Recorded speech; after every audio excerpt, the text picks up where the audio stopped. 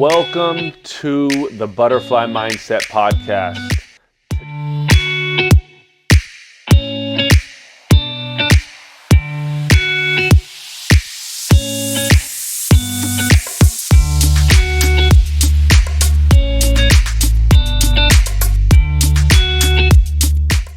Welcome to another episode of the Butterfly Mindset Podcast. Today, I have my good friend on the pod. Dude, thank you for being here, brother. Thank you. I appreciate being here. I'm excited for this because one, you're a personality as it is, but two, your story is very interesting. Yes. From the little bits that I've heard, and it's been, you know, I interview all kinds of different people on this podcast, and how we met was very serendipitous, and how we became friends is very cool. So, I want to just start with going all the way back to like childhood. Yeah. I want to just let's just break this down from where you grew up. Where did you grow up? Okay, my life that I remember didn't start into the third grade. My mother and father were married briefly, and this is very important to everyone out there. My mother and father married briefly. She was pregnant. He was a drug dealer, a pimp, and he wanted to have sex. She didn't want to have sex because she was far along in her pregnancy. He beat her, and they separated. They had me. So I remember going from Columbus, Ohio, all throughout Texas, and my mother, after they divorced, my stepfather was abusive. So then my father got me, and my life, I don't remember my life until third grade. And that's when I moved to Houston, Texas. You moved to Houston with your father? With my father. And that's strange because, like, if you really look at it, today's, my wife is here and she works in family law. And when you really start looking at it from a family law perspective, it's unheard for a father to get custodial rights from a child. So, so third grade, that's when I remember. I was born in Houston, but then I left, and then that's when I came back to Houston in the third grade. And do you know, like, how that transpired? Like, how did your father end up coming to get you guys find? What was that like? Well, so, all right. Listen, I'm going to be real. All right, so my mother got a divorce. My mother's sister, moved to Columbus, Ohio. So she wanted to get away from the abusive relationship from my father. So she went to Columbus, Ohio with my aunt. But eventually my mother married a guy, and he was abusive. He would used to punish me, make me eat hot sauce. But before she got married, we lived with my aunt, and my aunt was a hippie. And I know I'm putting the cart before the horse, but I'm in therapy now, and I just realized and recognized this. My aunt was a hippie. She had back in them days they called it hobo, but right now it's, I forgot what they call it, residentially, unhoused. But a hobo lived with us, and he raped me, and he sodomized me. My father to this day never knew that, but we kept going through. I kept having issues with my stepfather, so eventually my mother allowed my father to come and get me because she said I was unincorrigible. I wasn't listening. I remember going through special ed classes and I wasn't a delinquent, but I was stealing. That's all that trauma. She couldn't handle me. So she needed my father to come get me. and then that's when I moved with my father in the third grade. So you moved back to Houston. Yes. With your father, who's a drug dealer and a pimp. Okay. No, he was a drug dealer and a pimp. I specifically remember back in those days we had a Buick Park Avenue, and I remember back in these days, I don't know if you guys know, but cars were huge back then. So I used to sit in the back seat, and I remember. And let me go back. I've had therapy, and therapy brought up all these demons. But my friend and I, he used to sit on one side, and I used to sit on the other side in the back. And to us, that was like a slumber party. And we picked up my cousin, which was one of his hoes from downtown Houston, and they were fighting. And I remember all of that. I remember all of that. I remember um, driving this Park Avenue, and they had a hump in the middle of the car. Mm-hmm. And we used to sit in the hump. But when I didn't sit in the hump, he used to have an old school lunch pail with drugs in it. And he used to serve up. He used to serve up, and I was with him. I can't say the names, but when he was serving drugs, he also worked at a computer company, and they used to come over. Caucasian guys used to come over, and they used to smoke PCP, weed. They used to drink Jack Daniels, Wellers, and as a kid, they had the albums, and as a kid, I used to just sit back, and I thought that was normal. I thought that was normal. Eventually, my mother came back with her husband, and I remember seeing them have sex. I remember seeing them fight. He was an alcoholic. My father and my grandfather were alcoholics. So I seen all that stuff. Yeah. So yeah. So when your mother and your stepfather came back, how old were you? Man, all I remember is third grade. Again, I'm in therapy, and as men, we kind of block all that out. Yeah. But I'm at a point now to where I embrace it because it cultivated me who I am now. But I remember they lived in an apartment complex, and it was just such a toxic environment. I used to hide under the car in the hot asphalt just to get away from the toxicity. So I would stay with my father during the week, and then I would go with my mother on the weekend. Okay. Yeah. And so tell me you're when you're during the week you're going to school. Yes. And what was that like for you? Okay, let me step back. So my father remarried, but before that it was hell. I mean, we lived. Now they call it gentrification. And listen, I'm gonna be honest with you. I want to talk unadulterated. Yeah. I lived in a black area in Texas, and it was very racist. Texas is racist. We only had three races. Okay, we had blacks, whites, Mexicans, and unfortunately, we called all Asians Japs. So I live in a predominantly black area. In today's standards, we were going through gentrification, and we only had blacks and Latinos, but we only called them Mexicans. And it was tough. I've seen fights. I've seen people get stabbed in the head. And that was just elementary school. Um, we can go to high school later, but that was just elementary school.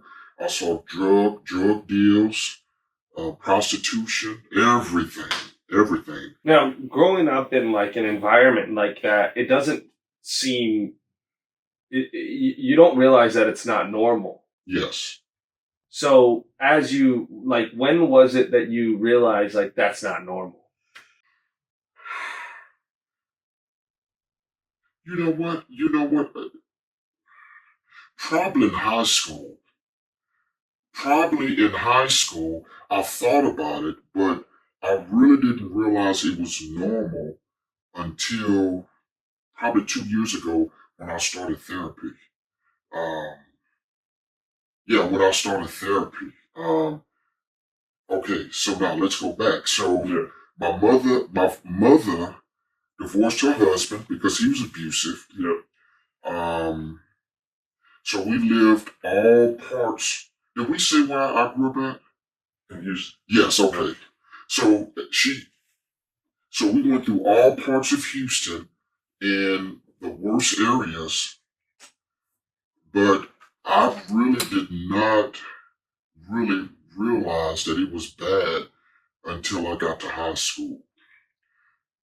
So my father got married, and she's a blessing, and we can get into that later.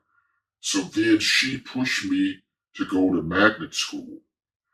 And all of this is relevant. So she pushed me to go to magnet school, but growing up in a predominantly black area, I got ostracized. All the black people was calling me Uncle Tom nigger. I want to be white. You ain't this, you ain't that, you want to be white. So that's very key because I went to school with white people and I start seeing how they live different. They didn't have they wasn't in an abusive dynamic for his family. So eventually my father kicked me out the house. Back in those days, I had those little bitty OP shorts on, the corduroy with my booty cheeks showing. And he kicked me out. I had to go down to my friend's house. His mother gave me $1, a t-shirt, and some flip-flops, and I had to go ride the city bus to the other side of town. Now, I don't know if people like rap music here, but it was in Fifth Ward. And Fifth Ward is equivalent to Compton or one of these areas like Watts. And that really opened my eyes. And it was a pivotal point in my life because I was in magnet school in high school, but I was going to high school with very affluent white folks. Yeah. Like River Oaks is very affluent. So I went to school with them during the daytime, but had to ride the bus to the ghetto at night. And And why did you get kicked out of the house? just being a punk. Just being a punk. I just got tired of the abuse. I got tired of the abuse. It was physical, verbal, it was emotional. And I'm able to say that now. I remember when my father was disciplining me because I didn't wash the dishes right. And I yelled and said, God damn it, I'm tired of this. He picked me up above his head, held me, shook me, and slammed me on the ground. And that's the first time I've ever been knocked out. I just remember shaking. And he straddled me and just berated me that I've seen the spit. His spit was in my face. I was never told I love you, I appreciate you, I'm proud of you. Um, he was a drunk. You're saying that you're a big guy, to hear that. I mean, and of course you were in high school at this time, right? Yes. But like, still, I don't imagine you were a small guy in high school. I was small. Oh, okay. I didn't start growing until like 21 years old. Yes, I really did not start growing until 21 years old. But again, therapy taught me that when your parents are unregulated, when they have unresolved trauma, when they are disassociating with alcohol, drugs, PCP, man, I'm just a kid, man. I can't battle. I couldn't battle that. Yeah. So you're going through this, and then you're going through. I imagine you're having somewhat of an identity crisis during that Absolutely. time. Like, how did you deal with that? Let me back up, because this is very therapeutic for me. So I was, number one, ashamed and embarrassed. Going to school, and some of my best friends were very affluent, white folks. I think their father was a lawyer. When I went to their house, they had an assortment of meats. We don't have bologna. They had ham. They had turkey. They had all these assortments of meat, different breads and cheese. And it was tough going from, I used to play lacrosse, and it was tough from going to there. And we were so poor in Fifth Ward that I had to work at Whataburger. And I don't know if we can say it on camera. And my friends used to make fun of me because they was going out, of course, doing teenager stuff, drinking Mad Dog 20, smoking weed, and I couldn't hang out because I had to go work in Whataburger. We were so poor in Fifth Ward, I used to steal coffee, hamburger buns, and meat. I used to, if we messed up an order, I would keep that hamburger and take it home with me. I would have to drive the bus, or I would have to take the bus from this affluent area all the way to the ghetto. While I was in the ghetto, and let me say this. I've experienced Caucasian men butt naked, fully erect, jacking off, stopping. Um, I've learned how to make crack. I was exposed to voodoo.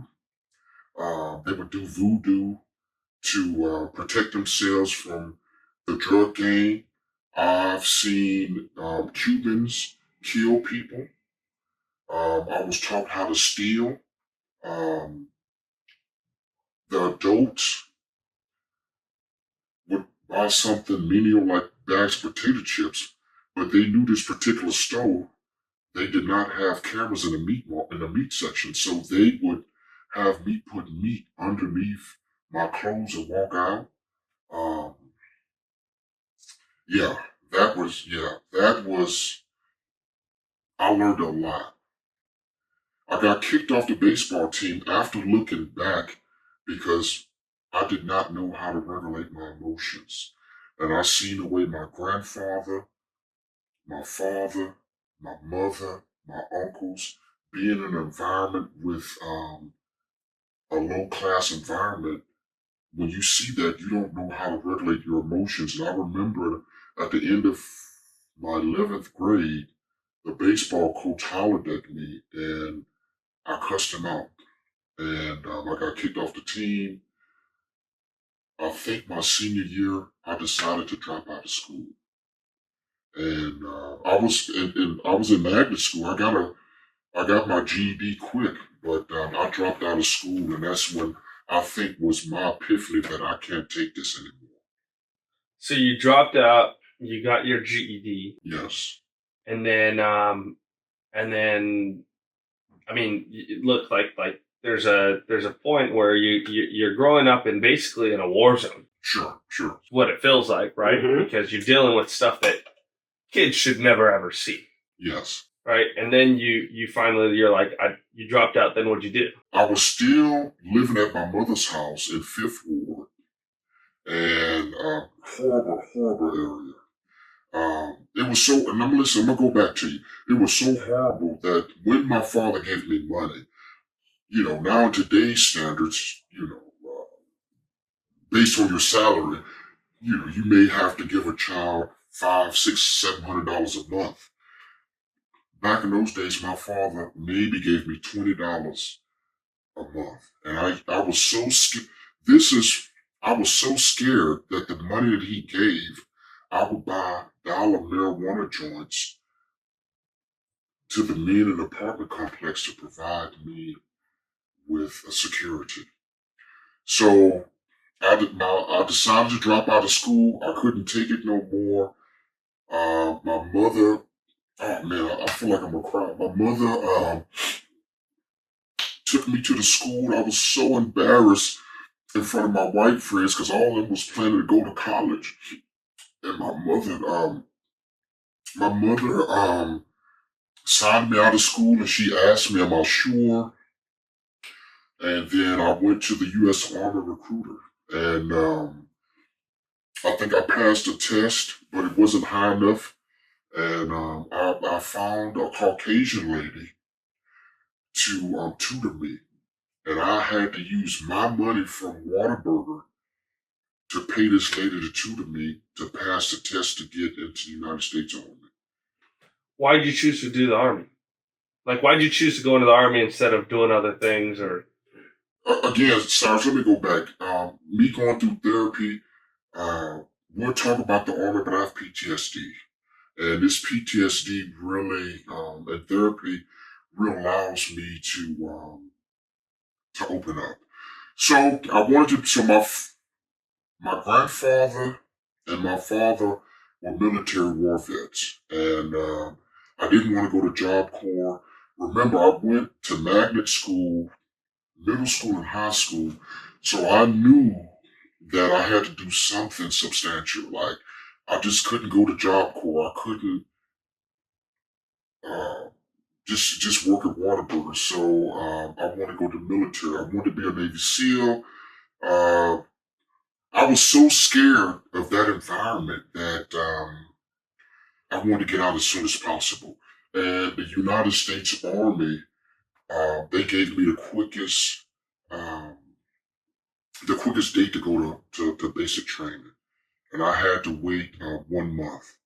And hypothetically, I would have had to wait 6 months to go to be a Navy SEAL, and I don't think my score was high enough to go into the Air Force, so I took the first train leaving. Yeah. Yes. And then how long did you serve in the Army? I did about 6 years. The Army was very instrumental because when you go, so not only did I do 6 years, I have 4 combat tours. Oh, wow. And I'm a disabled vet, and we'll talk about that.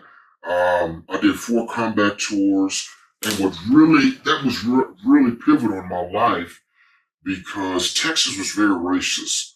And whoever's listening, that's not me today, but we had white folks, black folks, Mexicans, and Japs. And I know in today's standards that is not politically correct, and I don't have that stance, but when I went to the military and I saw how the white folks was living, the officers, they had degrees. They had the best accommodations regarding food, living quarters, and that just really kind of reframed my thinking. And then you go overseas and you see people getting their hands cut off with rape, stealing, and when you go to Muslim countries, they can't get married before sex. All the men hang out. And that was very pivotal for me in reframing my mindset. It's kind of interesting, right? Because you know, here in the United States, we do claim we're the best country in the world. Sure. But then there's kids and people growing up in war zones. Yes. That feel like, I mean, worse than that sometimes. Yes. Right? Yes. And then it's interesting that you said that because then we're talking about you're going and learning more, I don't know if the right politically right word is say normal or whatever lifestyle sure would be from being overseas and being in the military in an actual war zone. Yes. Yeah, it's definitely a different perspective. Yeah. It's a different perspective, and it really made me think, and again, reframe my thinking. And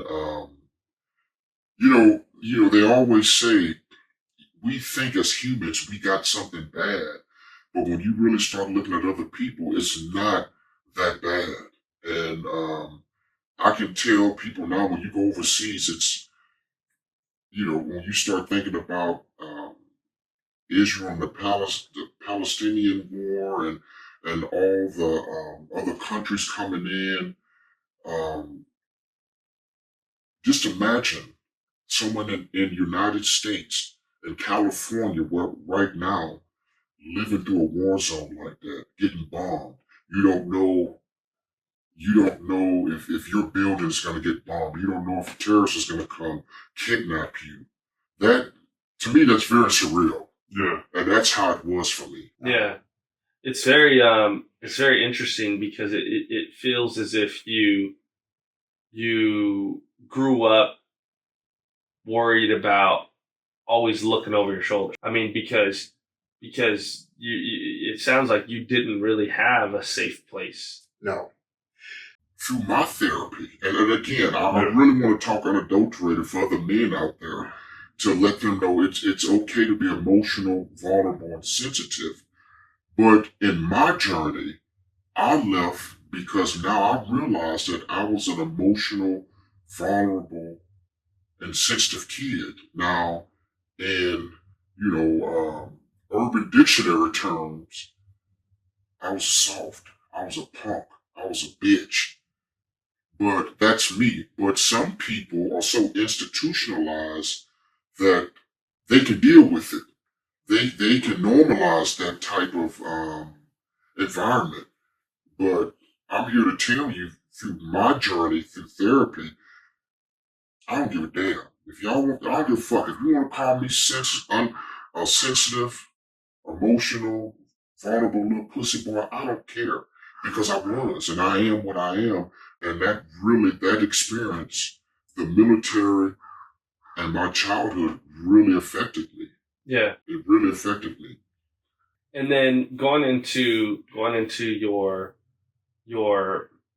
military, you go through, and we don't have to go too deep into it, but you go through all this, you've seen things that people should never see again. Sure.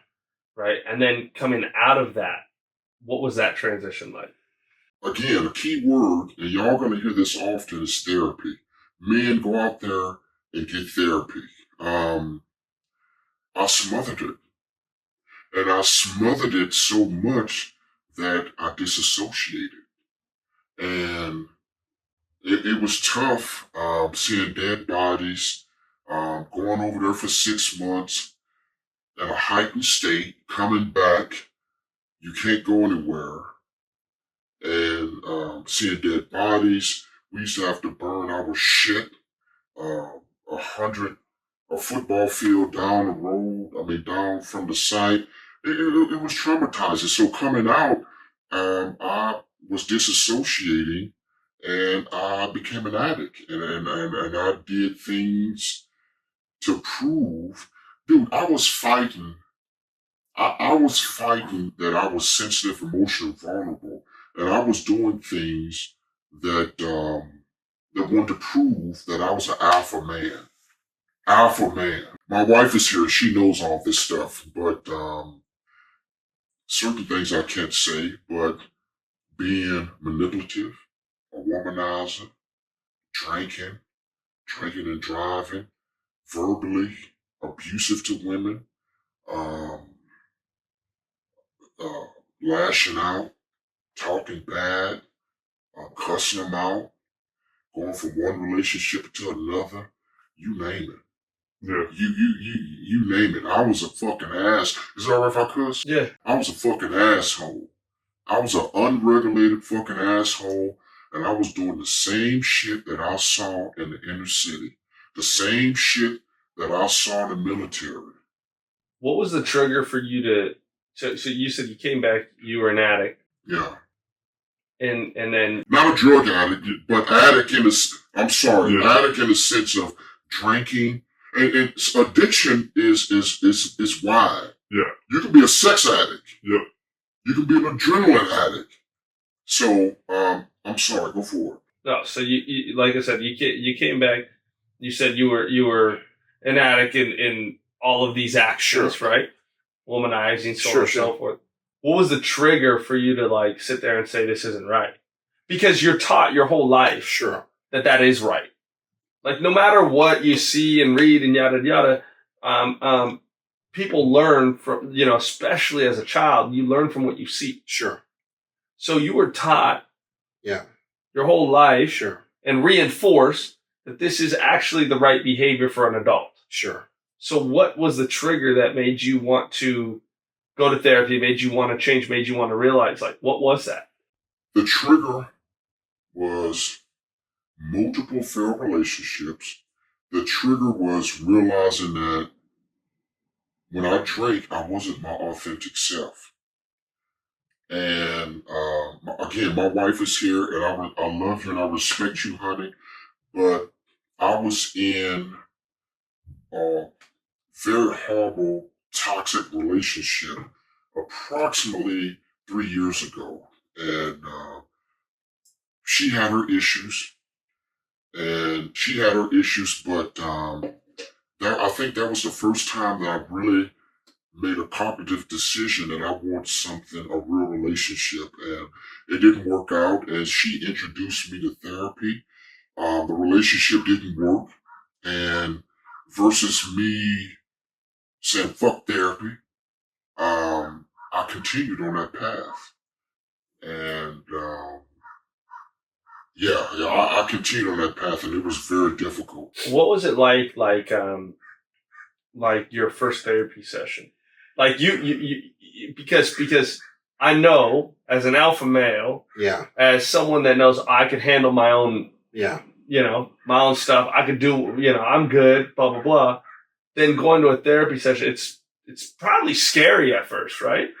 So before I answer that question, I want to go back and I want to talk to all men out there. Obviously, and I don't know, and I know I call Cyrus C Money, and obviously I don't know the way his background is growing up, but I can tell you that your background growing up is different from mine. But the common denominator is, as men, I think we have to adhere to what society think men should be. I'm an alpha male. I can handle my shit. And Cyrus, you're a successful relative, and you're cool, calm, but sometimes you lose your shit. Sometimes you got all these deals and you don't have time. But I think the common denominator for men is we don't have to be what society think we should be. We can be a vulnerable, emotional, sensitive beings. Correct. And that's one thing I want to tap on. What's the question again? Like, what was that feeling like? You finally made the decision to go. Yeah. Or were pushed to go, whatever you want to call it. Sure. Then you're going into that. Yeah. And you're sitting in that chair for the first time. Sure. Like, what was that like feeling wise going into there? Think about like you walking into there. Like, what were you thinking and feeling? Okay. So, unbeknownst to people, they have telehealth. You don't have to go into an office. So with the ex, we were sitting in a car, and said person called her therapist, and she gave her perspective. I gave my perspective, and the therapist. Now, this is very key. It was a male therapist, and part of my previous male ego is, look, motherfucker, you ain't gonna tell me shit, white boy. You never walked in my motherfucking shoes. Fuck you, bitch. And that was my toxic male ego. Now, this female wasn't African American, so I looked at it as they were ganging up on me due to my ethnicity. So I was very unregulated. I cussed him and her out. And I sure did. Yeah. Because I was unregulated. How dare you motherfuckers tell me about me? Fuck you both, motherfuckers. Yeah. Fuck you both. But eventually, I end up apologizing to that man. The reason I asked that and the reason that I laughed about it is because I think that's probably a common thing that happens. Because anytime that you get, it's really like therapy is also a way of accountability. Sure. That's what, and it's a scary thing. Sure. Because when you're told, oh, this, and you're like, you got to look at yourself in the mirror and be like, oh, that's real. Yeah. Most of the time, what do we want to do at first? Push that away. Yeah. Right. So it's like a very interesting thing. So that's why I was asking, because I think that as a man, as anyone really, like anytime you're going to face your issues and you're going into that, you're talking about your issues for the first time or whatever, like that's probably going to be the first reaction. And I think that it's important to hear that you were there at one point. Let me say this. I was telling my wife the other day, I was criticizing my wife on her driving. And when someone's getting constructive criticism, the last thing you want is to be so direct that it becomes offensive. And one of my one of the first exercises they told me to do was to look in the mirror for as long as I could. And see, money, Cyrus, I can only look in the mirror for like 10 seconds. And when someone is being direct with you, a therapist, and telling you, hey, this, you're fucked up. And when you're in denial of how fucked up you are, even though you know you fucked up, and even though your actions are not right, even though you was taught to treat women and talk to women a certain way, that's a tough pill to swallow. Well, because most of the time it's you are, but you convince yourself that you're not, so that that you can keep trying to move forward. Yeah. But eventually you're going to have to face it. But that is that toxic ego. Correct. That's that toxic ego trying to protect you and telling you you've been through this shit all these years. And why change? So to me, my toxic ego is like, look, motherfucker, you a hard ass motherfucker. You grew up in the hood. Why change now? If you change, this bitch or this person, your coworker, they gonna fuck over you. So why you got to step back? And that was my toxic ego. Yep. That was my toxic ego. 100. 100. And it took a while for me, and I know this may sound crazy, but it took a while for me to learn how to quiet that toxic ego. The toxic ego is on the left shoulder. The good ego's on the right. But that toxic ego is a motherfucker. Yep. He's a motherfucker. So, but go ahead, I'm sorry. So then you that happens. Yeah. And then when did you decide you were going to embrace therapy? It was a long journey, and those who are listening go through therapy. It's an uphill battle. You walk up a slope and it's ice. You take 2 steps back and you go 1 step forward. And I really immersed myself into therapy. My wife and I was talking. I'm into the Stoic mindset now. I was listening to several podcasts, and I've been through several therapists. And some therapists are good, some therapists bad. I had a male therapist at first. I think I outgrew him because I knew growing up that I was never able to be emotional. And again, that's that toxic male ego. Well, goddamn it, shit, I want me a female goddamn therapist.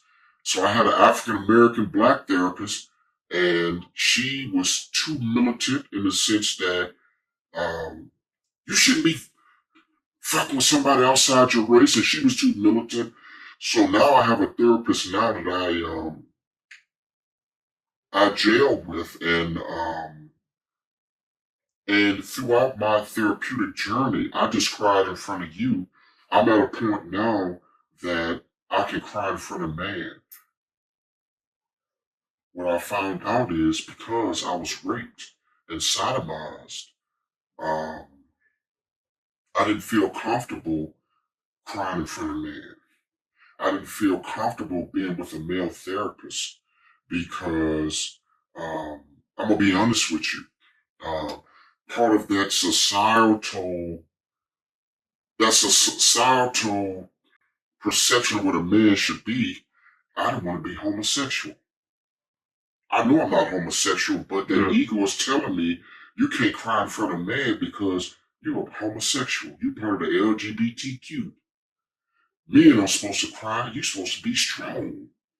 And I've worked through all of that, and now I'm able to cry in front of you and be vulnerable because it just takes a lot of work, man. Yeah. Well, and also you're dealing with, it's also a trust issue Sure. as well, right? Like with men in general as you grow too. So it's very interesting. Now as you've been going through this, you got out of the military. Then what did you do for work? How did you kind of keep moving forward? Because again, you're a very successful person. So like how did you go from being growing up in the environment you grew up in, going to the military, dealing with that? Then we're talking a lot about the mental, but like let's talk about like on a professional path, like after the military, what happened on a professional path? People out there who going through therapy, our parents did not know what we know now. So I can forgive my father and mother. And again, our parents did not have the education. Mental illness, therapy was not prevalent when they was growing up. So I forgave my father and mother. But one thing my father instilled in me is work ethic.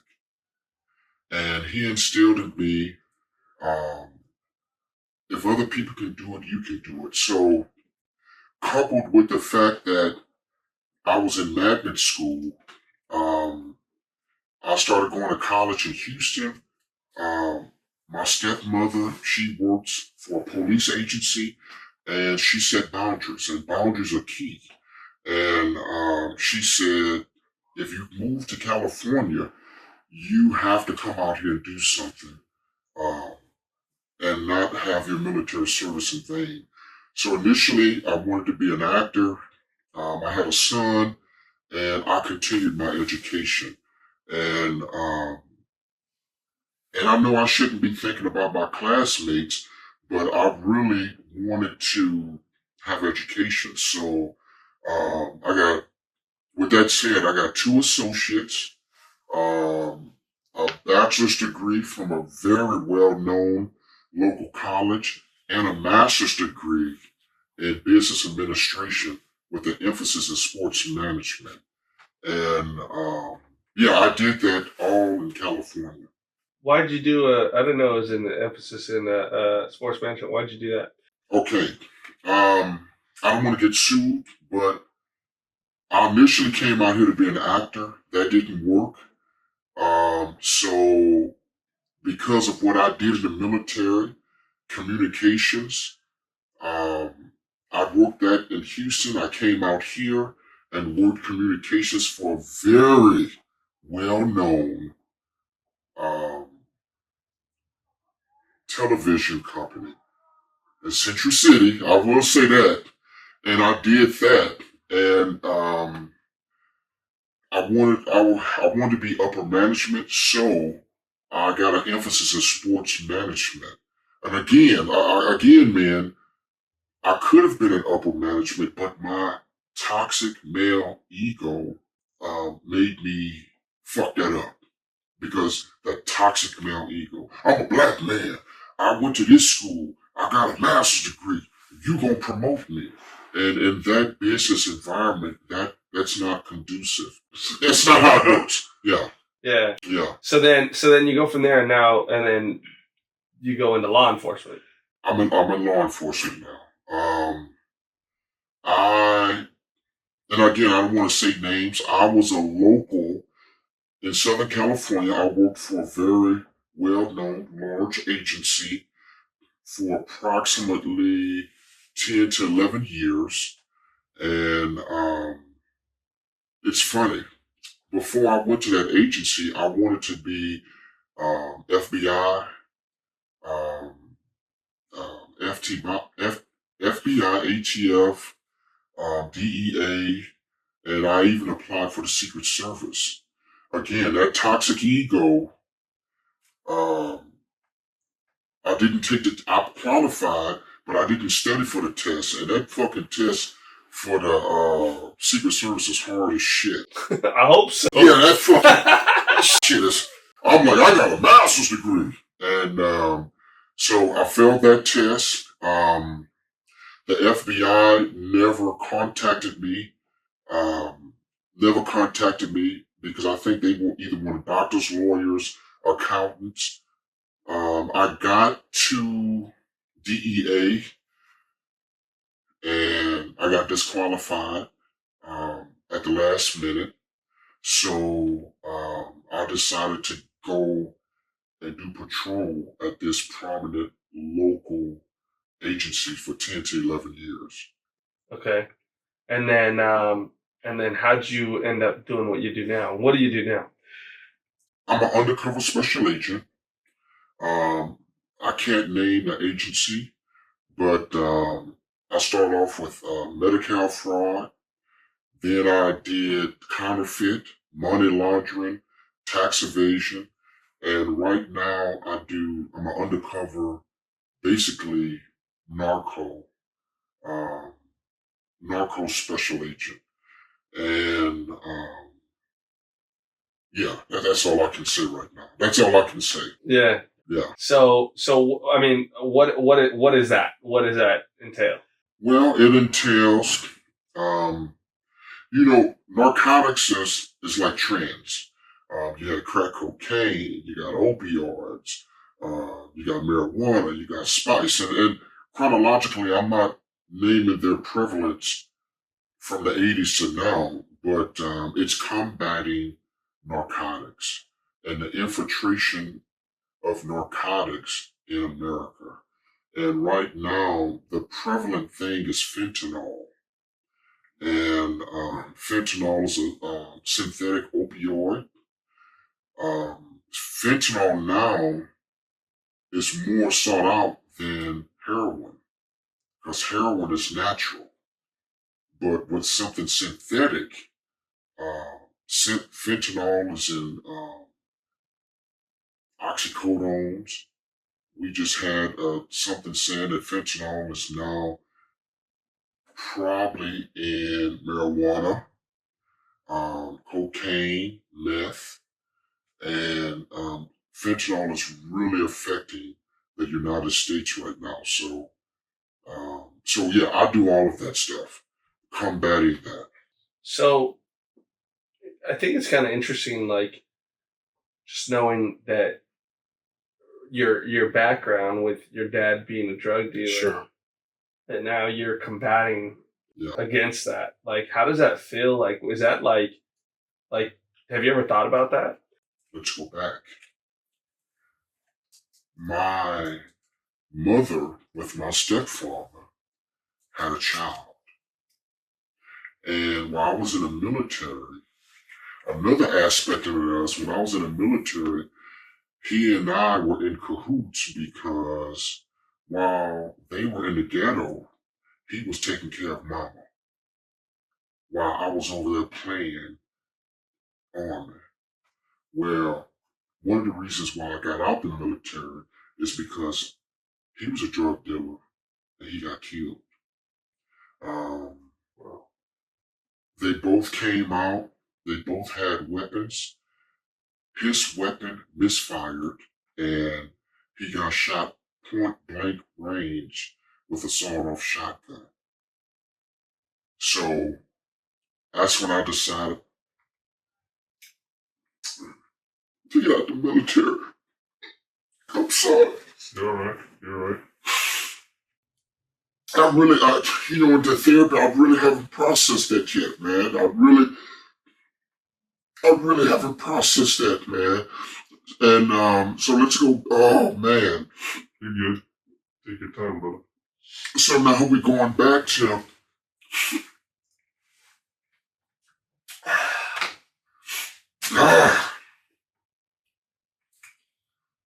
That's why I do what I do. No, I'm good, man. I'm good. My ego's. You're good, Dylan. That's why I do what I do. I know the people won't be able to see me, but if you look at me, you would never know that I have essentially 4 degrees, and I do what I do, and that's why I do what I do. I think it's going through therapy. That's my life calling. That's my passion. My wife is right there, and she's afraid. but I'm ready to die. And if I have to die doing the Lord's work, helping society, um, so be it. Yeah. So do you feel like in some sort of way like that you doing the work that you're doing, you might be saving someone else's brother? Man, I'm saving a lot of lives. Everyone that's looking at this, there's plenty of things on YouTube um, showing all the people that die for fentanyl overdose. Yes. And we had a deal yesterday. It didn't pan out, and I'm very hurt. And my supervisor and I was talking because hypothetically, if you have 100,000 pills, you know how many lives you could have saved? And I'm doing it because of that. Of course, I'm an adrenaline junkie, but I consider myself a martyr, an unsung hero. And unfortunately, guys out there, you can't see me. And if you actually saw me, you would probably think, what the fuck? This dude looks like a fucking thug. This dude like a fucking thug. But I was, with everything going on, I was able to buy a house in a good neighborhood. But fuck all that. I want to save other people. I want to save other people for having to go through that, losing someone.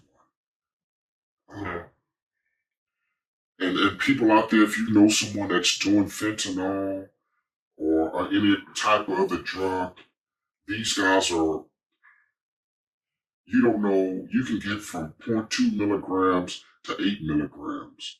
And even if you take a pill and it has a low dose, you may be inclined, or the person may be inclined to take 2 more pills. But those other 2 pills may have 0.5 milligrams or 0.8, and that's why we're getting the overdoses. That's why we're getting the overdoses. No regulation. It's no regulation. It's no regulation, and if I can help someone, I want to. Yeah, that's amazing. I have 2 more questions for you. Mm-hmm. First question is work. I guess really not, because we don't want people to connect with you. I usually ask, where can people connect with you? How can people help combat the fentanyl crisis? Again, it's not only fentanyl, it's drugs. Yeah, how can people help combat? Okay, now we're going into politics, which I don't mind. A lot of statistics show that narcotics addiction, remember I said I was an addict in the beginning, is tied to mental health. And I would say if you have someone, seek mental health, because a lot of, I mean, come on, see money. This is a rabbit hole in the sense that you can talk about mental health. You can talk about individuals not having appropriate medical insurance.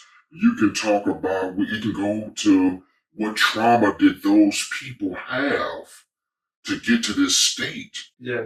You can talk about their parents wasn't loving and they received love from the streets, and the streets introduced them into narcotics to numb the pain, because I was a sex addict and I drank to numb the pain.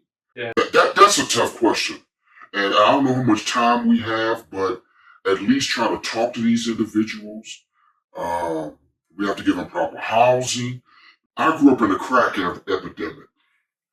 And the crack epidemic was, they would steal and do all this, but I'm a firm believer, and I hope that your audience don't get pissed off, but the person wants to make a change like me. And if they don't want to make a change,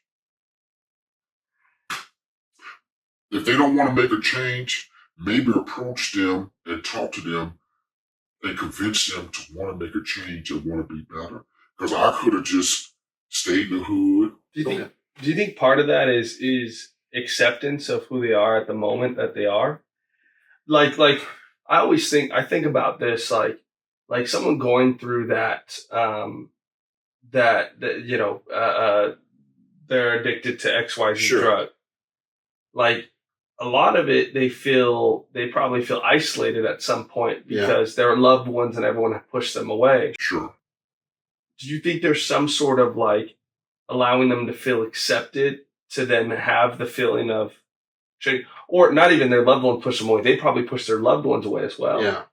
Right? Because when you have toxic behavior, whatever it is, the people that are trying to push help on you, you usually push them away. Like that therapist, the first time you tell them F off. Yeah. We're like, do you think that would possibly help if we just have I believe like love heals all, but like, do you think if we just love on our people a little bit more, maybe that would push them to have to make the decision of change? And I don't know much about it. That's why I'm asking. Well, being a street cop, a lot of people don't want help because of rules and regulations. If you're getting a check from the government, $2,000, but if the government gives you housing, and out of that $2,000 they take $500, and then you got to be in the housing area by 9 o'clock, and you adhere to drug tests. A lot of people don't want to do that. They want that autonomy. So I think there should be checks and balances. However, the people that do want help, I think society should be more compassionate. Now, when you're more compassionate, I think it'll compel people to want to make a change. For example, I talked to your cameraman. He and I was talking. He made a change. He made that decision. And that decision was based on compassion. I know your history, and I don't want to, just in case people don't know your history, but you was a professional athlete, but something in you allowed you to make a change. Me going to the military, seeing how quote unquote white folks live and how the people in my neighborhood live. Would you sold me that house? That inspired me to make a change. So some people are not going to change, but I think the politicians and all these social services go with compassion and really talk to the person, see what motivates them, and inspire them to make a change. Love that.